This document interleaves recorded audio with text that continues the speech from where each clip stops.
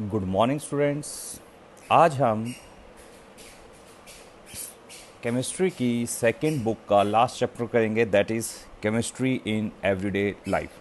देखिए बेटा, इस चैप्टर में हम बात करेंगे डे टू डे लाइफ में हम जो केमिकल्स यूज़ करते हैं, लाइक कौन से ड्रग्स मेडिसिन हम यूज़ करते हैं अपनी लाइफ में, जिसकी वजह से जो हमारा वे ऑफ चेंज है, या सिंपल सी बात करते हैं the way of body and mind functions हमारा क्या हो जाए, चेंज हो जाए। तो इसके अंदर हम वीडियो के अंदर वही पढ़ेंगे कि कौन कौन से ऐसी ड्रग्स है जो हमारे वे ऑफ लिविंग को चेंज करती है, माइंड फंक्शंस को चेंज करती है, और हमें डिफरेंट डिजीज़ होती है उसको प्रिवेंट करने के लिए हम क्या क्या मेडिसिन ले सकते हैं। तो सबसे पहले हमारे पास आता है ड्रग्स। देखिए बेटा, जब हम ड्रग्स की बात करते हैं तो ड्रग्स होते क्या? Drugs are the substances. तो क्या लिखेंगे बेटा? हम क्या करते हैं, ड्रग्स जो हमारे पास होते हैं, drugs are the chemicals of low molecular mass. कैसे मास के हो? Low molecular masses. और मास क्या हो इनका? 100 से 500 माइक्रोग्राम। 100 से 500 माइक्रोग्राम होता है। एंड दीज ड्रग्स, या हम बात करते हैं these interact with these interact with macromolecules target या macromolecular target, टारगेट के साथ इंटरेक्ट करें and produce a biological response. क्या प्रोड्यूस करे बेटा? बायोलॉजिकल रिस्पॉन्स जब ये प्रोड्यूस करते हैं, that are known as drugs, that are known as drugs. ठीक है, अब बात करते हैं मेडिसिन। मेडिसिन क्या होते हैं बेटा? These are the chemical substances, these are the chemical substances जो क्या होते हैं, किसी भी बायोलॉजिकल रिस्पॉन्स को क्या करते हैं बेटा? एक्टिवेट करते हैं। और they are use for diagnose, prevention and treatment of drugs. जो किसके यूज़ के आते हैं हमारे पास? ट्रीटमेंट में आते हैं, डिजीज़ के डायग्नोज में या फिर प्रिवेंशन में काम आते हैं। All these are called medicines. और आपने सुना होगा हमारे पास एक वर्ड आता है दैट इज़ कॉल्ड कीमोथेरेपी। कौन सा वर्ड बेटा? कीमोथेरेपी। सुना है वर्ड कीमोथेरेपी? जब हम कीमोथेरेपी की बात करते हैं, जब हम ड्रग्स एक लिमिटेड, जो हमारे पास मैक्सिमम जो होती है बेटा, जब हम बात करते हैं डॉक्टर एक लिमिटेड डोज देता है, जब इस डोज से हायर क्वांटिटी में दी जाती है कोई भी मेडिसिन, यानी हायर पोटेंशियल, या हम कहते हैं रिकमेंडेड डोज से, जो हमारे पास रिकमेंडेड जो एक प्रिस्क्राइब्ड डोज होती है उससे ऊपर दें। ठीक है बेटा, यानी हायर डोज जब हम लेते हैं किसी भी किसको, डिजीज़ को किल करने के लिए या डिजीज़ को कम करने के लिए, उसके ट्रीटमेंट के लिए, that is known as chemotherapy. तो देखिए बेटा, जब हम ड्रग्स की बात करते हैं तो drugs are classified on the basis of pharmacological effect, drug action, chemical structure, molecular target. हाँ जी बेटा, तो हमारे पास पहला कौन सा है? फार्माकोनोलॉजिकल। जब हम बात करते हैं इसमें, तो drugs are classified on the basis of a particular use और a particular type of health problem. जब एक पर्टिकुलर टाइप की हेल्थ प्रॉब्लम के लिए यूज़ की जाती है, या फिर पर्टिकुलर हम बात करते हैं डोज जो हम एक किसी भी डिजीज़ के लिए यूज़ करते हैं, that is known as pharmacological effect. जैसे फॉर एग्जांपल हमारी बॉडी में कोई भी एक जो हमारी बॉडी में कोई भी हमारे पास क्या हो गया, कोई भी माइक्रो ऑर्गेनिज्म हमारी बॉडी में ग्रो कर रहा है, तो हम उसके लिए क्या लेते हैं? एक स्पेसिफाई एंटीबायोटिक ले लेते हैं। तो वो क्या करता है, या तो उस माइक्रो ऑर्गेनिज्म को किल कर देगा, या फिर उसके स्प्रेड को क्या कर देगा, कम। ठीक है बेटा, तो prevent the spread of infection. तो that type is known as pharmacological effect. Next है हमारे पास ड्रग एक्शन। जब हम बेटा ड्रग एक्शन की बात करते हैं, तो एक पर्टिकुलर, जब हम बात करते हैं, it is based on the action of drugs on a particular biological process. किसी भी एक पर्टिकुलर बायोलॉजिकल प्रोसेस के लिए यूज़ की जाती है, तो that is on drug action. ठीक है, जैसे for example all antihistamines inhibits the action of the compounds, यानी कोई भी हमारे जैसे फॉर एग्जांपल हमारी बॉडी में क्या हो गया बेटा, किसी भी चीज़ से हमें एलर्जी है। जैसे कई बच्चों को क्या होती है, वीट से एलर्जी हो जाती है, कईयों को फिश से एलर्जी होती है, कईयों को हम जब बात करते हैं कोई भी फ्लावर के पास जाता है तो उससे भी एलर्जी हो जाती है। तो ऐसे ही तो उस एलर्जी को कम करने के लिए हम क्या लेते हैं, ड्रग्स लेते हैं। यानी पर्टिकुलर एलर्जी को कम करने के लिए हमने क्या ली, ड्रग्स। और वो किसके बेसिस पे, एक्शन के बेस पे, यानी उसके इफेक्ट को कम करने के लिए हम क्या करते हैं बेटा, ड्रग एक्शन लेते हैं। ठीक है। नेक्स्ट हमारे पास आता है on the basis of chemical structure. किसके बेसिस पे, केमिकल स्ट्रक्चर के बेसिस पे। ठीक है बेटा। Drugs with similar chemical properties have similar pharmacological activities.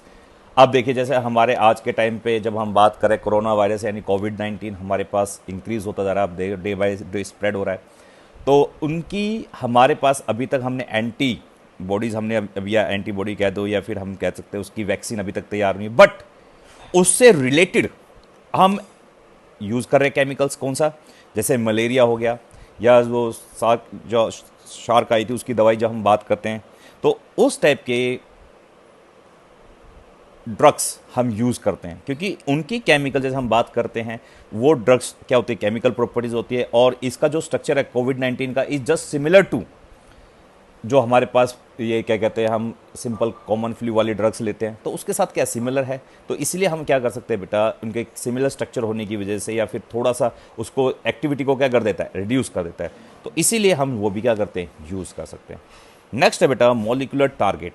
तो ये क्या होता है जब हम बात करते हैं मॉलिक्यूलर टारगेट की, तो on the basis of nature of molecules that target such as carbohydrate, lipids and proteins.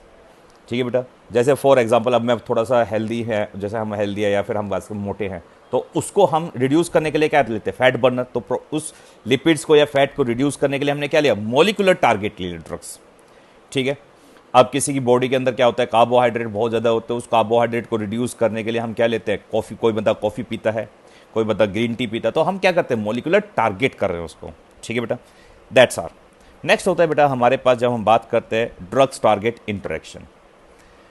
जब हम ड्रग टारगेट इंटरेक्शन की बात करते हैं तो इसमें हम बात करते हैं एंजाइम्स, रिसेप्टर एंड कैरियर की। एंजाइम्स आप भी जानते हैं, enzymes are the biomolecular chemicals होते हैं that are made up of proteins which performs various biological functions in order to maintain the biological processes that are called enzymes. Receptors कौन से होते हैं बेटा, जो हमारे कम्युनिकेशन में those proteins which are crucial to communication system in the body are called receptors. जैसे for example मैं यहाँ पे पिंच करता हूँ, देखो मैंने पिंच करा, तो ये रिसेप्टर क्या करते हैं, यहाँ से हमारे मसल्स क्या करेंगे, विद द केमिकल सोर्सेज या प्रोटीन्स की हेल्प से। केमिकल क्या होते हैं, प्रोटीन्स हो गए या सोडियम चैनल के थ्रू हमारी बॉडी में क्या करते हैं, ये क्या करते हैं, कम्युनिकेशन सिस्टम प्रोड्यूस करते हैं। तो वन नर्वस सिस्टम से या नर्वस से दूसरे अनदर मूव करेगी, तो ये क्या कर रहे हैं, रिसेप्टर का काम करे। तो ये स्किन क्या कर रही है, रिसेप्टर का काम कर रही है और आगे मूव करते चले जाते हैं। नेक्स्ट बात करते हैं कैरियर प्रोटीन्स।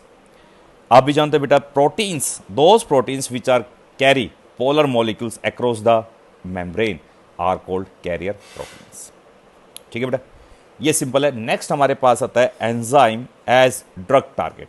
और इसके अंदर जब हम बात करते हैं तो हमारे पास एंजाइम्स, ड्रग्स एंजाइम इनहिबिट्स, हमारे पास बहुत ड्रग्स एंजाइम्स इंटरेक्शन बहुत हमारे पास क्या है, इंपॉर्टेंट है। चलिए इसको समझने की कोशिश करते हैं। देखिए बेटा, जब भी हम बात करते हैं इस टाइप से तो सिंपल सा होता क्या है बेटा, देखिए ये कोई भी हमारे पास एक एंजाइम है, एक्सप्लेन करते हैं। देखिए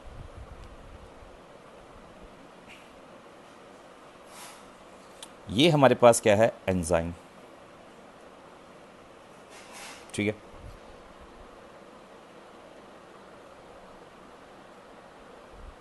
ये हमारे पास क्या हो गई, सबस्ट्रेट। क्या हो गई, सबस्ट्रेट। और सेम हमने क्या ले लिया बेटा, ड्रग्स ले लिया, सेम शेप का ड्रग्स है। अब देखो होता क्या, अब आपने अपनी बॉडी में जब हम बात करते बेटा, तो जो हमारे पास जो एंजाइम होता है ये हमारी बॉडी में दो टाइप से वर्क करता है, टू डिफरेंट वेज में वर्क करता है, टू डिफरेंट वेज में। कैसे टू डिफरेंट वेज में, एक होता है कॉम्पिटिटिव, जिसमें हम बात करते हैं कॉम्पिटिटिव जो ड्रग्स होता है वो टू वेज में काम करता है, जो सॉरी एंजाइम्स करा ड्रग्स दो काम करते हैं हमारे पास, देखिए टू डिफरेंट वेज में। एक तो ड्रग्स क्या होते हैं कॉम्पिटिटिव इनहिबिटर का काम करते हैं, कैसे सुनिए। फॉर एग्जाम्पल, अभी मैं एक एग्जांपल लेता हूँ, कोई भी एक डायबिटिक पेशेंट का, किसका बेटा, एक डायबिटिक पेशेंट का हम एग्जांपल लेते हैं, ठीक है। उस डायबिटिक पेशेंट ने क्या किया, ग्लूकोज यानी अब उसकी बॉडी के अंदर क्या करा, ग्लूकोज लेवल इंक्रीज हुआ, ग्लूकोज लेवल इंक्रीज हो गया। क्यों? क्योंकि जैसे ये सबस्ट्रेट इस एंजाइम के साथ अटैच होगा, क्योंकि एक्टिव साइट, ये इसकी एक्टिव साइट है, ठीक है बेटा, ये क्या है इसकी एक्टिव साइट। अब ये सबस्ट्रेट जैसे इसकी एक्टिव साइट के ऊपर अटैच होगा तो ये सबस्ट्रेट टूट के किसमें बना देगा, ग्लूकोज बन जाएगा। और जैसे ग्लूकोज बना, उस पेशेंट के अंदर ग्लूकोज लेवल क्या होगा, इंक्रीज, ग्लूकोज लेवल क्या हो चुका है, इंक्रीज। अब पेशेंट क्या करेगा, इंसुलिन लेगा, क्या लेगा बेटा, अब वो इंसुलिन इनिबिट करे अपनी बॉडी के अंदर, तो इंसुलिन किसकी तरह एक्ट कर रहा है, ड्रग्स की तरह। अब क्या होगा, इस सबस्ट्रेट और ड्रग्स के बीच में कंपटीशन हो जाएगा कि कौन पहले इसकी एक्टिव साइट पे जाके, और जैसे जोन सा एक्टिव साइट पे चला गया, यदि सबस्ट्रेट चला गया, सबस्ट्रेट क्या बना देगा, ग्लूकोज, यदि ड्रग्स चला गया तो इसकी एक्टिव साइट को क्या कर देगा, ब्लॉक। तो इन दोनों के बीच में क्या हो गया, कंपटीशन। अब जब इन दोनों के बीच में कंपटीशन हो गया तो ये ड्रग्स क्या करता है, पहले पहुंच के, फर्स्ट पहले पहुंच जाता है और इसकी एक्टिव साइट को क्या कर दिया इसने, ये इसकी इस टाइप से, और उसने ड्रग्स ने क्या करा, जब हम बात करते हैं बेटा, अब ड्रग्स, ये ड्रग्स हो गया, अब ये ड्रग्स क्या कर दिया, इसकी एक्टिव साइट पे क्या, इसकी एक्टिव साइट थी ये, एक्टिव साइट क्या होगी, ड्रग्स ने ब्लॉक कर दी। क्या अब ये सबस्ट्रेट इस पर अटैक कर सकता है, नहीं, और अटैक करेगा नहीं तो ग्लूकोज लेवल क्या हो जाएगा, अगेन कांस्टेंट हो जाएगा, या फिर ग्लूकोज लेवल जो बॉडी में पहले से एज इट इज मेंटेन हो जाएगा और ज़्यादा इंक्रीज नहीं करेगा। तो इस टाइप से इन दोनों के बीच में क्या होगी, सबस्ट्रेट और ड्रग्स के बीच में कंपटीशन हुआ, जिसमें हमने क्या करा, ड्रग्स कॉम्पिटिटिव इनहिबिटर का काम करा, यानी ड्रग्स ने इसकी एक्टिव साइट पे जाके क्या कर दिया, बाइंड कर दिया और क्या कर दिया, इसको ब्लॉक कर दिया, यानी इस सबस्ट्रेट की या एंजाइम्स की एक्टिविटी को क्या कर दिया, ब्लॉक कर दिया, इनहिबिट कर दिया। That is known as competitive inhibitor. अब होता क्या बेटा, फॉर एग्जाम्पल दूसरा केस हम बात करते हैं तो कॉम्पिटिटिव इनहिबिटर हो गया। दूसरे केस में क्या हुआ, अब देखिए, ये सबस्ट्रेट पहुंच गया उससे पहले, किससे पहले, ड्रग से पहले इसकी एक्टिव साइट पे पहुंच चुका, बट अभी बाइंड नहीं हुआ, नॉट बाइंड, बट पहले ही पहुंच गया। अब ड्रग्स क्या करता है, मेन साइट पे तो जा नहीं सकता, अब ये ड्रग्स क्या करता है, किसी और साइट पे अटैक कर जाता है, और जैसी और साइट पे, जैसे यहां पे अटैक कर गया, और अटैक करके इसकी शेप को क्या कर दिया, डिफॉर्म कर दिया। अब क्या सबस्ट्रेट अटैक कर पाएगा, ये सबस्ट्रेट नहीं कर पाएगा, तो इसकी एक्टिव साइट को तो उसने खराब कर दिया, क्योंकि इसके साथ अब इजीली बाइंड नहीं कर पाएगा। तो ऐसी साइट को हम कहते हैं एलोस्टेरिक साइट। कौन सी साइट कहते हैं बेटा, ऐसी साइट्स को हम कहते हैं एलोस्टेरिक साइट्स। बात समझ में आई। तो इस टाइप से दोनों ही केस में ड्रग्स ने क्या कर दिया, इसकी एंजाइम्स की एक्टिविटी को क्या कर दिया, इनहिबिट कर दिया। That's why it is known as inhibitors. तो यही हम बात करते हैं बेटा ड्रग्स एंजाइम्स इंटरेक्शन की। देखिए, drugs inhibits the attachment of the substrate on the active site of enzyme in two different ways. सबसे पहले competitive, drugs compete with natural substrate for the attachment in the active site of the enzyme. Such drugs are called competitive drugs. जो मैंने अभी बताया बेटा, safe साफ साफ यहाँ लिखा है कि ड्रग्स कॉम्पिटिट करता है नेचुरल सबस्ट्रेट के साथ, इन दोनों में कॉम्पिटिशन होता है, और ड्रग्स पहले पहुंच जाता है और अटैच कर लेता है किसकी, एक्टिव साइट के साथ, एंजाइम्स की, और उसकी साइट को क्या कर दिया, ब्लॉक। और यही लिखा हुआ है attachment of the active sites and such drugs are called competitive inhibitor, यानी इसकी एक्टिव साइट को ब्लॉक करके इनहिबिट कर दिया। सेकंड, सच ड्रग्स, यानी सम ड्रग्स जब हम बात करते हैं डू नॉट बाइंड, इसकी एक्टिव साइट के साथ बाइंड नहीं हो पाए। सेकंड केस में साफ साफ देखिए, सेकंड केस में इसकी एक्टिव साइट के साथ तो बाइंड हो ही नहीं पाया, बट हुआ क्या, some drugs do not bind to the enzyme's active sites. These bind to different sites of the enzyme. ये डिफरेंट साइट्स एंजाइम के साथ बाइंड हो गए, यहाँ पे एंजाइम्स आ गया, ये जो एंजाइम्स के एक्सेट्रा पे क्या आ गया, ड्रग्स आ गया, और is called allosteric sites, and this binds the inhibitor all the allosteric sites, changes the shape of the active site। मैंने अभी बताया इसकी एक्टिव साइट की शेप को क्या कर दिया, चेंज। अब इसी वजह से बेटा substrate can't able to recognize, इसकी शेप के साथ अटैच नहीं हो पाएगा, रिकॉग्नाइज नहीं कर पाएगा, इसलिए इसके साथ क्या नहीं हो पाता, अटैच नहीं हो पाता। This is called drugs enzymes interaction. ठीक है बेटा, चलिए नेक्स्ट हम बात करते हैं बेटा डिफरेंट टाइप्स ऑफ ड्रग्स की बात करते हैं। यानी जब हम बात करते हैं सबसे पहले हमारे पास होता है एंटी या एंटासिड्स की बात करते हैं। देखिए जब हम एंटासिड्स की बात करते हैं, देखिए जब भी हम ज़्यादा खाना खा लेते हैं तो हमारी पेट में क्या होता है, गैस्ट्रिक बन जाती है, गैस प्रॉब्लम होती है, जिससे क्या होता है, या हम कहते हैं ना कि गैस बन गई है, तो उस गैस को कम करने के लिए हम क्या लेते हैं, इनो लेते हैं। That Eno is known as antacid.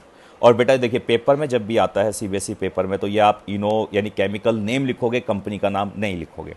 तो देखिए, तो हम इसमें बात करते हैं एंटासिड्स की, those substances which neutralize the excess acids and raise the pH to the appropriate level in the stomach is called antacid. और जो कॉमनली एंटासिड्स हमारे पास क्या होते हैं, कौन से होते हैं बेटा, सिमेटिडीन और ranitidine are the commonly use some important drugs होते हैं विच आर गिवन बाय या प्रिस्क्राइब बाय द डॉक्टर। आपने देखा होगा जब भी आप एंटासिड्स जो डॉक्टर पेंटोसिड देता है आपको, देखा होगा, ये तो नहीं कहता भाई इनो लो, वो एक्चुअली में क्या देते हैं बेटा, एंटासिड मतलब जब भी कोई बंदा बीमार होता है तो उसको पेंटोसिड जरूर दी जाती है। उस पेंटोसिड के अंदर या तो रेंटिडीन होती है या सिमेटिडीन होती है। दीज आर द कॉमन या इंपॉर्टेंट ड्रग्स ऑफ एंटासिड्स।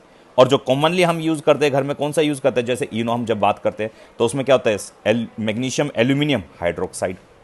ठीक है बेटा, इस टाइप से। नेक्स्ट होता है एंटीहिस्टामिन्स। अभी मैंने बताया एंटीहिस्टामिन्स क्या होता है बेटा, कई बंदे क्या होता है पोलन ग्रेन से, कई फूलों से क्या कहते हैं उनको एलर्जी होती है, डस्ट से एलर्जी होती है, या ये कैट होती है हमारी, कुत्तों से कईयों को एलर्जी होती है, तो हाइपर सेंसिटिव होते हैं some persons to the drugs, dust, pollen grains, cat, dogs, etc. called allergy. It is due to the release of substance are called histamines in the body. हमारी बॉडी में कुछ substance release होते हैं, उनको क्या कहा जाता है, हिस्टामिन्स। उसकी एक्टिविटी को रोकने के लिए हम क्या लेते हैं, एंटी हिस्टामिन्स लेते हैं बेटा। क्या लेते हैं, एंटी हिस्टामिन्स। ठीक है, तो ये एंटी हिस्टामिन्स क्या करते हैं, जो हमारे पास हिस्टामिन्स रिलीज हुए, सब्सटेंस रिलीज, उसकी एक्टिव जो केमिकल्स हमारे क्या करते हैं, रिसेप्टर, जैसे हमारे पास ये रिसेप्टर्स है बेटा, ये इन हिस्टामिन्स इसकी एक्टिव साइट पे जाके अटैच हो जाते हैं, तो ये क्या करते हैं, एंटी हिस्टामिन जैसे लेते हैं तो इसकी एक्टिव साइट को ब्लॉक कर देते हैं, तो जो एंटी हिस्टामिन है इसके साथ अटैच ही नहीं हो पाता। और जब अटैच ही नहीं होगा तो हमें सेंस ही नहीं पता लगेगी इसकी कि क्या रिलीज हो रहा है नहीं हो रहा। तो ऐसे ड्रग्स को हम कहते हैं एंटी हिस्टामिन्स। और ये ड्रग्स किसका पार्ट होता है बेटा, ध्यान से सुनना, these are the parts of drug action. जब हम बात करते हैं किसका पार्ट होता है बेटा, ये ड्रग एक्शन का पार्ट होता है, कि किसी हमने क्या लिया, किसी भी एक पर्टिकुलर एक्शन के खिलाफ जो ड्रग्स लेते हैं, that is called drug action. Next करते हैं बेटा ट्रैंकुलाइजर्स। जब हम ट्रैंकुलाइजर्स की बात करते हैं तो ट्रैंकुलाइजर्स जो हमारे पास ड्रग्स होती है, these are used for the treatment of stress. जैसे हमारे पास कोई भी स्ट्रेस होता है, या कोई बंदा कोई बहुत ज़्यादा स्ट्रेस ले लेता है, डिप्रेशन में होता है, माइल्ड या सीवियर मेंटल डिजीज होती है, that patients are given to the tranquilizer. आपने देखा होगा बेटा कि मोस्टली जब हम डिस्कवरी चैनल देखते हैं तो जानवरों को बेहोश करने के लिए हम क्या यूज़ करते हैं, ट्रैंकुलाइजर्स का यूज़ करते हैं। तो वो एक्चुअली में अटैक किस पे करता है, नर्वस सिस्टम पे, सेंट्रल नर्वस सिस्टम पे अटैक करता है। और हमारी बॉडी में, हमारी बॉडी के अंदर जो हमारे नर्वस सिस्टम के अंदर हम बात करते हैं बेटा, नर्वस सिस्टम के अंदर हमारे में एक केमिकल्स होता है दैट इज कॉल्ड जब बात करते हैं न्यूरो ट्रांसमीटर्स, जब हम बात करते हैं तो ये कहता है नैरो एड्रेनलिन। कौन सा ड्रग्स, जब हम बात करते हैं हमारी बॉडी में नॉर एड्रेनलिन ड्रग्स, ये बेटा नॉर एड्रेनलिन होता है, ये हमारी बॉडी में क्या होता है, कम सीक्रेट्स होता है, जिसकी वजह से क्या होता है, मेंटल स्ट्रेस हो जाती है, हमें क्या हो जाती है, मेंटल स्ट्रेस होती है। उसको कम करने के लिए, इसके लेवल को इंक्रीज करने के लिए क्या लेते हैं हम, ट्रैंकुलाइजर्स लेते हैं। तो देखिए, if a person suffer from depression, depression से जब सफर होता है तो उसके अंदर लो कंसंट्रेशन होती है, किसकी, लो कंसंट्रेशन ऑफ नोर, जब हम बात करते हैं बेटा एड्रेनलिन हॉर्मोन्स की, तो इसके हॉर्मोन्स को इंक्रीज करने के लिए तो हम क्या लेते हैं, एंटी डिप्रेसेंट ड्रग्स लेते हैं। And this anti depressant drugs are phenelzine. और इस चैप्टर में बेटा आपको इनकी डेफिनेशन और इनके कम से कम 2 एग्जाम्पल्स याद होने चाहिए। ठीक है, नेक्स्ट हम बात करते हैं एनाल्जेसिक्स। किसकी बात करते हैं बेटा, हम एनाल्जेसिक्स की बात करते हैं। These are the neurological active drugs which reduce और abolish the pain without causing impairment in the consciousness. यानी जैसे हमारे सिर में दर्द है बेटा, सिर दर्द होता है, आप क्या लेते हो, डिस्प्रिन। डिस्प्रिन क्या करता है, सिर्फ हमारी बॉडी के सिर के दर्द को कम करता है, वो हमें बेहोश नहीं करता। जैसे हम क्या कहते हैं, कई बंदे क्या लेते हैं, अफीम लेते हैं, चर्च लेते हैं, या फिर हम कहते हैं या हीरोइन लेते हैं, तो वो क्या करता है, हमारी बॉडी के पेन को भी कम कर देता है, प्लस वो क्या करता है, हमारे कॉन्शियसनेस को धीरे धीरे ख़त्म कर देता है। आपने सिंपल सा एक एग्जांपल देता हूँ, जो कोई भी बंदा एल्कोहलिक होता है, एल्कोहल पीने के बाद वो क्या करता है, बॉडी का पेन भी कम कर देता है और कॉन्शियसनेस भी हमारी बॉडी की क्या करता है, ख़त्म कर देता है। तो इसके अंदर एनालिसिस के अंदर हमारे पास 2 टाइप्स की ड्रग्स आती हैं, नॉन नार्कोटिक ड्रग्स या नॉन नार्कोटिक एनालिसिक्स या non addictive drugs, and second is narcotic analgesics. Narcotics की हम बात करते हैं, सबसे पहले हम नॉन नार्कोटिक्स की बात करते हैं। तो non narcotics analgesics are the medication used controlled pain और इन्फ्लेमेशंस करता है बेटा, and it is use for mild to moderate pains को, जो हमारी बॉडी में पेन होता है उसको मॉडरेट कर देता है, उसको ख़त्म करने की कोशिश करता है। ठीक है बेटा, और सीवियर जब पेन होता है तो उसके लिए हम क्या लेते हैं, जैसे हमारे पास कोई भी जब किडनी स्टोन का पेन होता है तो हम क्या लेते हैं, उसके अंदर मॉर्फिन ले लेते हैं।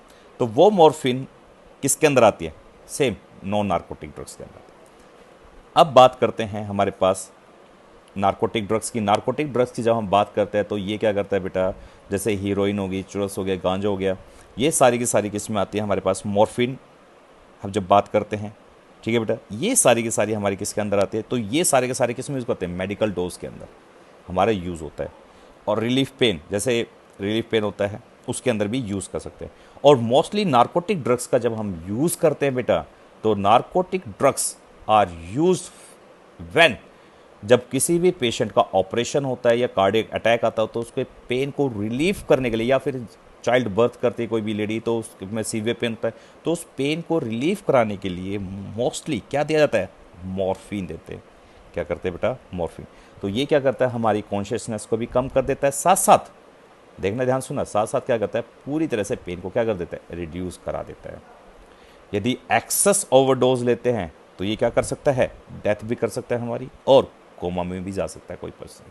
ठीक है बेटा, नेक्स्ट हम बात करते हैं बेटा anti microbial drugs. Anti microbial drugs कौन सी ड्रग्स होते हैं, ध्यान से सुना बेटा।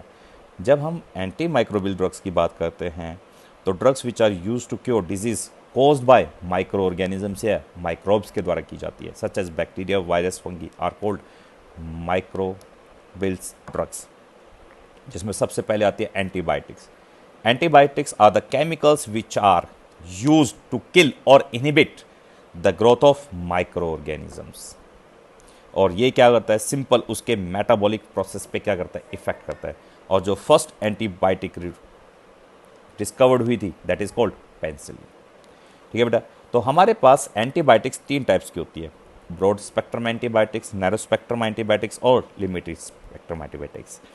ब्रॉड स्पेक्ट्रम की जब बात करते हैं, देखिए बेटा, हमारी बॉडी के अंदर 2 टाइप्स के बैक्टीरिया होते हैं, ग्राम पॉजिटिव और ग्राम नेगेटिव। जब ये दोनों के खिलाफ लड़ने में यूज आए, gram positive and gram negative bacteria दोनों के लिए यूज करती है, यानी full range of micro organism, हर एक माइक्रो ऑर्गेनिज्म के ऊपर, either it is gram positive और ग्राम नेगेटिव, उसकी एक्टिविटीज को रोकने के लिए या फिर उसको किल करने के लिए, that drugs are known as anti या ब्रॉड स्पेक्ट्रम एंटीबायोटिक्स। ठीक है, इसका सबसे एग्जाम्पल कौन सा है, सल्फा ड्रग्स एंड क्रोमोफिनिकोल। कौन सा है बेटा, sulfa drugs and chloramphenicol. Second हम बात करते हैं narrow spectrum antibiotics. Narrow spectrum either gram positive, those which are effective against either, यहां पे वर्ड रह गया बेटा, आइदर ग्राम पॉजिटिव और gram negative bacteria are called narrow spectrum antibiotics. Example क्या हो गया, पेंसिलिन जी। और जब इसमें से भी आइदर ग्राम पॉजिटिव के अंदर से भी स्पेसिफिक बैक्टीरिया के लिए यूज की जाए या ग्राम नेगेटिव में से भी एक स्पेसिफिक बैक्टीरिया के लिए यूज की जाए, that drugs are known as limited spectrum antibiotics. ठीक है बेटा। नेक्स्ट हम बात करते हैं एंटीसेप्टिक्स की एंड डिसइंफेक्टेंट। एंटीसेप्टिक्स क्या होते हैं बेटा? Antiseptics are the chemicals which are use to prevent the growth of micro organism on the living tissue. ये किस पे यूज करते हैं? Living tissue. जैसे हमारी स्किन होती है, जैसे स्किन कोई भी हमारी कट जाती है, किसी भी तरह से कुछ भी होता है हमारी बॉडी स्किन के ऊपर कट गई, तो उसके ऊपर यूज कर सकते हैं हम इसके ऊपर। ठीक है बेटा। डिसइंफेक्टेंट कॉमन एग्जाम्पल जो हमारे घर में होता है, डिटोल। क्या होता है? डिटोल। और ये बहुत important, Dettol is a mixture of chloroxylenol and terpineol. Savlon भी होता है। और 0.1%, जब हम बात करते हैं 0.1% या 0.1 से लेकर 0.2% ऑफ फिनोल, ये एंटीसेप्टिक का काम करता है। और जब इसकी कंसंट्रेशन हाई हो जाती है तो किसका काम करता है? डिसइंफेक्टेंट का काम करता है। और disinfectant are the chemicals which are use to kill microorganism and applied on the floor, जो फ्रेश होता है ड्रेनेज सिस्टम पे यूज करते हैं बेटा, यानी नॉन लिविंग थिंग्स पे यूज किया जाता है। 1% फिनोल और 0.2 to 0.4 ppm chlorine and low concentration of sulphide dioxide use as disinfectant. Next last हमारे पास आती है बेटा ड्रग्स के अंदर anti fertility drugs. Anti fertility drugs किस में यूज करते हैं? These are the birth controlling drugs. These are the chemicals which are used to check the pregnancy in the women's or to control the female mature cycles की बात करते हैं, उसको ओवल्यूशंस को कंट्रोल करने के लिए हम क्या लेते हैं? एंटी फर्टिलिटी ड्रग्स ली जाती है बेटा इनके लिए। यानी किसके? सिंपल हम बात करते हैं बर्थ कंट्रोल पिल्स होती हैं। These are the common used containing a mixture of progesterone derivatives. किसके कंटेन करते हैं बेटा? प्रोजेस्ट्रॉन डेरिवेटिव्स होते हैं या फिर एस्ट्रोजेंस होते हैं इसके अंदर। ठीक है। चलिए अब इसके बाद हमारे पास आता है बेटा artificial sweetening agents and food preservative. देखिए बेटा, आर्टिफिशियल स्वीटनिंग एजेंट जब भी हम बात करते हैं, हम क्यों ऐड करते हैं स्वीटनिंग एजेंट्स? यानी हमारे जो भी हम बात करते हैं फूड एडिक्टिव्स, जब हम बात करते हैं फूड को खाने को अच्छा दिखने के लिए, उनको कलर, देखो हम कलर देते हैं, उसकी स्वीटनेस को बढ़ाने के लिए उसमें स्वीट लगे। और ठीक है बेटा, तो ऐसे केसेस के लिए जैसे खाना अच्छा लगे, दिखने में अच्छा और न्यूट्रिटिव वैल्यू बहुत अच्छी हो, तो उसके लिए हम क्या करते हैं? उसके अंदर फूड के अंदर क्या डालते हैं? आर्टिफिशियल केमिकल्स ऐड करते हैं एंड फूड प्रिजर्वेटिव, जिससे वो लॉन्ग टाइम के लिए। तो आर्टिफिशियल स्वीटनिंग एजेंट्स हमारे सिलेबस में 3 टाइप के हैं मोस्टली हम जब बात करते हैं। वैसे हमारे पास 4 टाइप्स के, तो यहाँ पे हम बात करते हैं। सबसे पहला है सैक्रीन। सैक्रीन्स क्या होते हैं बेटा? Saccharins are the oldest artificial sweetening agent and these are around 500 times sweeter than sucrose। ये 500 sweeter than sucrose है and does not metabolize in the body, therefore excrete हमारी बॉडी से as it is निकल जाता है। ये bitter होता है टेस्ट के लिए। कैसा होता है बेटा? It is bitter in taste. Next बात करते हैं एस्पार्टेम की। Aspartame is 100 times sweeter than sucrose and it is use in food, cold food या सॉफ्ट ड्रिंक्स में यूज करते हैं। किस में यूज करते हैं बेटा? एंड सॉफ्ट ड्रिंक्स में। और याद रखना बेटा, इसको हम कुकिंग टेम्परेचर पे यूज नहीं करते। क्यों नहीं यूज करते? क्वेश्चन आता है सीबीएसई में। Because it is highly unstable at cooking temperature, so it's use in limited to cold food and soft drinks में ही हम क्या कर जाते हैं इसको, इसका लिमिटेशन होता है। तो ये पॉइंट इसका बहुत इंपॉर्टेंट है। तो कुकिंग टेम्परेचर पे क्या हो जाता है? ये हाईली अनस्टेबल हो जाता है। दैट्स वाई इसका जो लिमिटेड है यूज कहां तक हो जाता है? सिर्फ कोल्ड फूड तक होता है। नेक्स्ट है बेटा सेक्रोलोज। जब हम सेक्रोलोज की बात करते हैं, ये 600 टाइम्स स्वीटर देन होता है सुक्रोस। ठीक है बेटा। एंड ये हीट स्टेबल होता है, यानी कुकिंग और बेकिंग दोनों के लिए यूज कर सकता है। और ये किसी भी टाइप की कैलोरी प्रोड्यूस नहीं करता, इसीलिए इसको जो डायबिटिक पेशेंट्स होते हैं उसको यूज कर सकते हैं, सुक्रोलोज को भी यूज कर सकते हैं और सैक्रीन भी यूज कर सकते हैं बेटा। ठीक है, जितने भी डायबिटिक पेशेंट्स होते हैं ये यूज कर सकते हैं, किसको? सुक्रोलोज को भी और सैक्रीन को भी, क्योंकि ये किसी टाइप की कैलोरीज प्रोवाइड नहीं करता और बॉडी में जैसे होता है as it is excrete out हो जाता है। नेक्स्ट बात करते हैं एलिटिम। एलिटिम भी क्या होता है बेटा? It is 2000 sweeter than sucrose. Sucrose से क्या होता है? स्वीटर देन होता है और मोर स्टेबल देन होता है एस्पार्टेम। और एक यूज़ क्यों नहीं करते बेटा, इसको कुकिंग में यूज़ क्यों नहीं करते? Why it is not use in cooking? Because its sweetness is difficult to control. इसकी स्वीटनेस को हम कंट्रोल नहीं कर सकते, that's why it is not use in the cooking purpose. Next बात करते हैं बेटा फूड प्रिजर्वेटिव्स की। फूड प्रिजर्वेटिव्स क्यों यूज़ करते हैं हम खाने के अंदर? फूड प्रिजर्वेटिव्स हम इसलिए यूज़ करते हैं कि हमारा जो खाना है वो प्रिवेंट हो जाए किससे? स्पॉलेज से। क्यों? क्योंकि जब खाना हम लॉन्ग टाइम के लिए रखते हैं तो उस पर क्या ग्रो कर जाते हैं? माइक्रोऑर्गेनिजम्स। तो माइक्रोबिल्स की ग्रोथ की वजह से हमारा फूड क्या होता है? खराब हो जाता है। इसीलिए हम उसके अंदर क्या यूज़ करते हैं? Food preservative. And commonly food preservatives are हमारे जो घर में मिलते हैं table salt, sugar, vegetable oils and chemical. One chemical होता है sodium benzoate. These are used as food preservatives. ठीक है बेटा। और इसके बाद हमारे पास लास्ट टॉपिक आता है सोप्स एंड डिटर्जेंट्स। ठीक है, soaps and detergents. Soaps and detergents both are the cleansing agent. दोनों के दोनों क्या होते हैं बेटा? क्लींजिंग एजेंट होते हैं। And defined as cleansing agent को कैसे डिफाइन करेंगे? दीज आर द नेचुरल और the synthetic substances that are use to assist the cleansing process. यानी क्लींजिंग प्रोसेस में हम सिंपल क्या करते हैं बेटा? डस्ट, जो भी हमारे कपड़ों पे डस्ट लगी होती है या डर्ट होती है, उनको रिमूव करने के वर्क में काम करते हैं किसका? Soap and detergents. जब हम बात करते हैं बेटा soaps and detergents both work as an cleansing agent. Two types of detergents are used as cleansing agent. These are soaps and synthetic detergents. Soaps जो होते हैं बेटा, जब हम बात करते हैं soaps, these are the sodium or potassium salt of higher fatty acids like as lauric acid or stearic acid, oleic acid.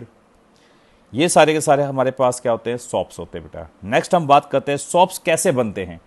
जब हम glyceryl ester of stearic acid को जब हम NaOH के साथ ट्रीट करते हैं and this reaction is known as saponification. किसको क्या कहते हैं बेटा? सेपोनिफिकेशन कहते हैं। And it will give rise to a formation of sodium stearate C17H35COO negative Na positive called sodium stearate. ये क्या होता है बेटा? सोप होता है। और जो आपने देखा होगा इसके अंदर सोप के अंदर थोड़ा सा जो मॉइस्चराइजर होता है या थोड़ा सा चिकनाहट जो होती है वो किसकी वजह से? ग्लिसरीन की वजह से होता है। क्या डालते हैं उसमें? ग्लिसरीन ऐड करते हैं। तो हमारे पास डिफरेंट टाइप ऑफ सोप्स होते हैं। कितने? जैसे हम बात करते हैं टॉयलेट सोप, जितने भी हम आजकल में घर में यूज़ करते हैं, जो आप कहते हैं डव की साबुन हो गई, डिटोल हो गया, आपका लाइफ बॉय होगा, ये सारे के सारे हमारे पास क्या होते हैं बेटा? टॉयलेट सोप होते हैं। आपने अभी कभी भी देख लेना आपके जब सोप के जो कवरिंग होती है उसके ऊपर साफ साफ लिखा होता है, चाहे डव आप यूज़ कर रहे हो, चाहे आप लाइफ बॉय यूज़ कर रहे हो, चाहे आप डिटॉल यूज़ कर रहे हो, या कितना महंगा महंगा सोप क्यों ना यूज़ कर रहे हो, वे सारे के सारे हमारे पास कौन से होते हैं? जो कमर्शियली अवेलेबल होते हैं, सारे के सारे हमारे पास क्या है? टॉयलेट सोप्स होते हैं। मेडिकेटेड सोप कौन से होते हैं? मेडिकेटेड जिसमें हम बात करते हैं एंटीसेप्टिक प्रॉपर्टीज़ होती है, जैसे हमारे पास डिटोल हो गया, Savlon. These are the medicated soaps. Floating soaps जिसमें एयर बबल्स आते हैं बेटा। ठीक है बेटा, air bubbles, tiny air bubbles आ जाते हैं, दोस्त फ्लोटिंग सोप्स होते हैं। तो they are different types of soaps, इनकी हम बात नहीं करेंगे, ज़्यादा इंपॉर्टेंट भी नहीं है। तो यहाँ पे एक क्वेश्चन आता है यहाँ से कि जब हम बात करते, लास्ट उसमें भी था कि सोप के अंदर हम बिथनॉल क्यों ऐड करते हैं? Why the bithionol is to be added in the soap. जब हम बिथनॉल की बात करते हैं बेटा सोप के अंदर, तो to enhance its antiseptic property. क्या एनहांस करने के लिए? सोप के अंदर एंटीसेप्टिक प्रॉपर्टीज को एनहांस करने के लिए हम उसके अंदर क्या डालते हैं? बिथनॉल इज टू बी एडेड। ठीक है बेटा, ये हम पहले भी पढ़ चुके हैं चैप्टर में। तो बिथनॉल ऐड किया जाता है to enhance its with antiseptic properties. ठीक है बेटा। अब हमारे पास आता है क्लींजिंग एक्शन ऑफ सोप। आपने 10th क्लास में पढ़ा था क्लींजिंग एक्शन ऑफ सोप। जब हम क्लींजिंग एक्शन ऑफ सोप की बात करते हैं तो ये जो हमारे पास C17H35COO नेगेटिव होता है, ये आपका कौन सा पार्ट होता है? Polar part. ठीक है बेटा, ये हमारे पास COO नेगेटिव, ये हमारे पास इसके पास सोप के अंदर, देखिए डिटेल में आपको बताता हूं। C17H35COO नेगेटिव, ये वाला पार्ट हमारे पास Na पॉजिटिव, ये तो पानी में डिजोल्व हो जाता है, तो ये हमारे पास पोलर पार्ट होता है। और C17H35 ये वाला नॉन पोलर है। और भाई पोलर है तो पानी में क्या होगा, ये सोल्यूबल होगा, इसलिए ये वाला हाइड्रोफिलिक होता है। कैसा होता है, हाइड्रोफिलिक। तो ये कैसा हो जाएगा, अपोजिट, हाइड्रोफोबिक। ये पार्ट आपका डर्ट के साथ अटैच होता है। किसके साथ अटैच होता है, डर्ट के साथ। और हाइड्रोफिलिक पार्ट वाटर के साथ अटैच होता है।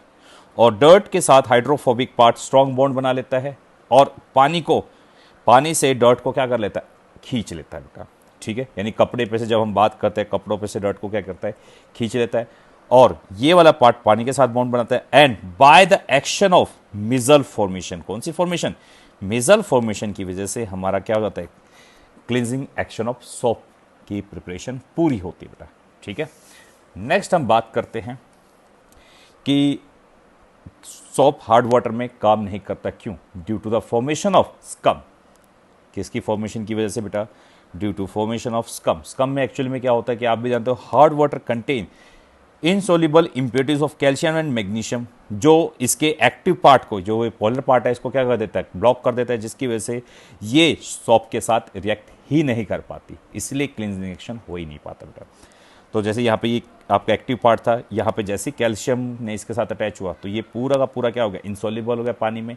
और जैसे ही इनसोल्यूबल हुआ तो पानी के साथ रिएक्ट नहीं करेगा, और जो पानी नहीं हुआ तो ये dirt as it is precipitate बना के नीचे सेटल डाउन होगी। तो इसी प्रॉपर्टीज़ को एनहांस करने के लिए हम किसका यूज़ करते हैं, डिटर्जेंट्स के। तो डिटर्जेंट्स बेटा हमारे पास दो टाइप्स के होते हैं, सिंथेटिक में भी दो टाइप्स के होते हैं, एक बायोडिग्रेडेबल और दूसरी नॉन बायोडिग्रेडेबल। ठीक है, तो डिटर्जेंट्स कितने टाइप्स की होगी हमारे पास, दो टाइप्स की होगी, एक बायोडिग्रेडेबल और दूसरी नॉन बायोडिग्रेडेबल। ठीक है, तो देखिए जब हम बात करते हैं बायोडिग्रेडेबल की, तो हमारे पास ये आयनिक पार्ट कौन सा होता है, ये हमारे पास बायोडिग्रेडेबल जब बात करते हैं ये बायोडिग्रेडेबल है, और ये वाला, ये दोनों के दोनों कैसे हैं, नॉन बायोडिग्रेडेबल। ठीक है बेटा, ये कौन से है, दोनों के दोनों नॉन बायोडिग्रेडेबल। अब बात करते हैं बायोडिग्रेडेबल कौन से होते हैं बेटा, biodegradable are those detergents which can be decomposed by the microorganism या by the action of microorganisms into smaller particles are known as biodegradable detergents। तो नॉन आयनिक हमारे पास क्या है, बायोडिग्रेडेबल। ठीक है, और आयनिक, ये जब हम बात करते हैं आयनिक के अंदर कौन सा, एनायनिक और कटायनिक, दोनों के दोनों कैसे, नॉन बायोडिग्रेडेबल डिटर्जेंट्स है। तो शुरू करते हैं। तो इसके अंदर सिर्फ इनकी हमें डेफिनेशन पढ़नी है और इसका एक एग्जाम्पल करना है। तो देखिए जब हम बात करते हैं बेटा नॉन आयनिक डिटर्जेंट्स की, ठीक है बेटा, एनायनिक डिटर्जेंट्स, तो इसके अंदर दीज आर कोल्ड। ये एनायनिक क्यों कहा जाता है, क्योंकि इसके अंदर जो एनायनिक पार्ट होता है, because a large of part of their molecule are anionic, उनका लार्ज पार्ट कैसा होता है, एनायनिक होता है, और यही एनायनिक पार्ट क्लींजिंग एक्शन का काम करता है। किसका काम करता है, ये large anionic part cleansing action में जाता है, इसीलिए इस टाइप के डिटर्जेंट्स को हम कहते हैं एनायनिक डिटर्जेंट्स।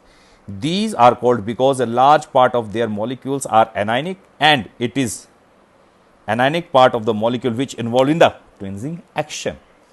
इसीलिए बेटा इन्हें कहा जाता है एनायनिक डिटर्जेंट्स। और कैटायनिक में लार्ज पार्ट कौन सा होगा, कैटायन होगा, और वो क्लींजिंग एक्शन में जाएगा, that's why they are called cationic detergents. अब इसके स्ट्रक्चर की बात करते देखिए, यहां पे साफ साफ लिखा है ये कैसे होते हैं बेटा, सोडियम, देख रहे हो साफ साफ, ये सोडियम सल्फोनेट की लॉन्ग चेन होती है। These are the sodium salt of sulfonated long chain of alcohol और हाइड्रोकार्बन। और जनरली किस में यूज करते हैं इसको, टूथपेस्ट में यूज करते हैं। तो एग्जांपल हमारे पास कौन कौन से होंगे, पहला एग्जांपल सोडियम लोरियल सल्फेट, ये पहला एग्जांपल है। दूसरा एग्जांपल क्या होगा हमारे पास, sodium dodecyl benzene sulphonate. These are the two example of anionic detergents. अब बात करते हैं कैटायनिक डिटर्जेंट्स। कैटायनिक डिटर्जेंट्स कैसे होते हैं, देखो साफ साफ देख रहे हैं बेटा, कैटायनिक पार्ट, ये वाला पार्ट, ये पार्ट किस में जाता है, क्लींजिंग एक्शन में। तो क्या है, सिटाइल ट्राइमिथाइल अमोनियम ब्रोमाइड। तो क्या डेफिनेशन होगी, cationic detergents are the quaternary ammonium salt. ये क्वाटरनरी देख रहे हो साफ साफ, 1 2 3 और ये 4 क्वाटरनरी हो गया। Quaternary ammonium salt of ammonium with either bromide, chloride or acetate as anion. The cationic part possesses a long chain of hydrocarbon and the positive charge on the nitrogen atom. Nitrogen atom के positive charge होगा, इसीलिए कहा गया इसको ammonium salt of ammonium, ठीक है बेटा, amines with bromide और एसीटेट, ठीक है बेटा। और इस दे हैव जर्मिसिडल प्रॉपर्टीज, कैसी होती है, जर्मिसिडल प्रॉपर्टीज होती है, इसीलिए इसको कैटायनिक पार्ट को हम किस में यूज करते हैं, जो हमारे पास शैम्पू जो होते हैं, आपने देखा होगा एंटी डैंड्रफ या डैंड्रफ जो होते हैं, डैंड्रफ को हटाने के लिए एंटी डैंड्रफ जो शैम्पूज होते हैं, उन सब में कैटायनिक डिटर्जेंट्स यूज किया जाता है। लास्ट हमारे पास कौन सा है, एनायनिक डिटर्जेंट्स। जब हम एनायनिक डिटर्जेंट्स की बात करते हैं, एनायनिक या non ionic detergents do not contain any ions in their constituents and these are biodegradable detergents. Example क्या होगा बेटा, it is an mixture of, ये दो मिक्सचर होता है, स्टेरिक एसिड और पॉलीइथाइलीन ग्लाइकोल का मिक्सचर होता है। इन दोनों को जब हीट करते हैं तब जाके हमारे पास बनता है नॉन आयनिक डिटर्जेंट्स। इतना सिंपल चैप्टर है, बस ज़्यादा नहीं है, और ये लिक्विड डिश वॉशिंग में यूज़ किया जाता है, ठीक है बेटा। तो यहीं पे हमारी ये चैप्टर ख़त्म होता है और सेकंड बुक भी ख़त्म होते हैं, इससे ज़्यादा इसमें कुछ नहीं है। तो इस चैप्टर में आपको सिर्फ डेफिनेशन याद रखनी है। क्या याद रखना बेटा, इस चैप्टर में सिर्फ आपको डेफिनेशन याद रखनी है और एटलीस्ट वन एग्जाम्पल, कम से कम एक एग्जाम्पल, और अच्छा होगा कि आपको 2 एग्जाम्पल याद हो। तो डेफिनेशन और एग्जाम्पल्स तो इंपॉर्टेंट। देखिए टोटल मिला के इस चैप्टर की जब हम बात करते हैं तो हमारे पास डेफिनेशन कौन कौन सी इंपॉर्टेंट हो गई, देखिए साफ साफ सामने लिखी हुई आपके पास वीडियो में दिखाई दे रही है। इस चैप्टर के अंदर, इस चैप्टर के अंदर यहाँ पे हमारे पास क्या हो गया, एंटासिड्स, देख रहे हो साफ साफ इंपॉर्टेंट हम बता रहे हैं, antihistamines, antipyretics, tranquilliser, analgesics, anti depressant drugs, antibiotics, antiseptic, disinfectants और एंटी फर्टिलिटी ड्रग्स। इसके अलावा जो हमारे पास इंपॉर्टेंट है वे है शुगर के अंदर पार्ट्स, जिसमें हम बात करते हैं एलिटिम की बात करते हैं, एस्पार्टम की बात करते हैं, ठीक है बेटा, ये इंपॉर्टेंट है। फिर इसके बाद हमारे पास वो आ जाता है फूड प्रिजर्वेटिव्स, ठीक है। लास्ट हमारे पास डिटर्जेंट्स आ जाते हैं। डिटर्जेंट्स में आपको तीनों ही करने हैं, एनायनिक, कटायनिक और नॉन एनायनिक। तो टोटल मिला के हमारे पास कितनी डेफिनेशन हो गई, 1 2 3 4 5। इसके अंदर हमारे पास 2 टाइप्स के होते हैं, नॉन नार्कोटिक्स और नार्कोटिक्स, ठीक है बेटा, नॉन नार्कोटिक्स और नार्कोटिक्स। तो 1 2 3 4 5 6 7 8, और 8 के अंदर इसके पास 3 पार्ट्स हो जाते हैं। तो कौन कौन से, एक तो आ गया ब्रॉड स्पेक्ट्रम एंटीबायोटिक्स, दूसरा लिमिटेड स्पेक्ट्रम एंटीबायोटिक्स और लास्ट नैरो स्पेक्ट्रम एंटीबायोटिक्स। ये इन दोनों के बीच में डिफरेंस, एंटी फर्टिलिटी। तो दोबारा से काउंट कर लेते हैं, 1 2 3 4 5 6 7 8 9 10 11 12 13 14 15 16 17 18, टोटल 18 डेफिनेशन आपको याद करनी है इसके अंदर से, और विद एग्जांपल्स। तो ये चैप्टर खत्म हो जाएगा। इससे ज़्यादा बड़ा नहीं है बेटा और ज़्यादा नहीं इंपॉर्टेंट भी नहीं। हम बात करते हैं 18 डेफिनेशन, और इसमें से आने वाले आपके 4 to 3 मार्क्स का चैप्टर है, 3 to 4 मार्क्स का चैप्टर, इससे ज़्यादा का नहीं है, ठीक है बेटा। मुझे लगा है कि आपको समझ में आ गया होगा, तो कंटिन्यू करते हैं बेटा। अब हम करेंगे अपनी, इसके बाद हम ये चैप्टर कंप्लीट हो गया तो इस वीडियो में आपको मैं लिंक्स शेयर करूँगा जिसमें इसके ऊपर बेस्ड असाइनमेंट होगा। Till then, thank you, have a nice day, stay safe, stay home.